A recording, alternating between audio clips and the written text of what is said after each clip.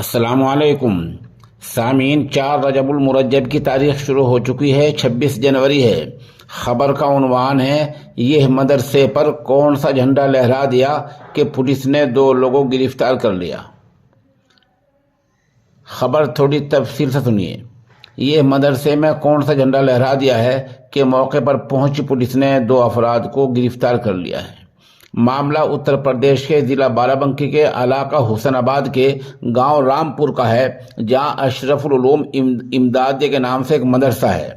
مدرسے والوں نے آج جمعرات کے دن صبح سویرے لگ بھگ 8 بجے یہاں ہرے رنگ کا ایک جھنڈا لہرایا، جس پر کچھ عربی عبارت بھی لکھی ہوئی ہے۔ کسی نے اس کا ویڈیو بنا کر سوشل میڈیا پر وائرل کر دیا، جس کے بعد کچھ لوگوں نے اس کی شکایت پولیس سے کی۔ پولیس موقع پر پہنچی اور 2 لوگوں کو پکڑ لیا۔ مدرسے کے ذمہ دار حافظ حفیظ کا کہنا ہے کہ 15 سالوں سے ہر جمعرات کے دن صبح 8 بجے یہاں اسی طرح کا جھنڈا لہرایا جاتا ہے۔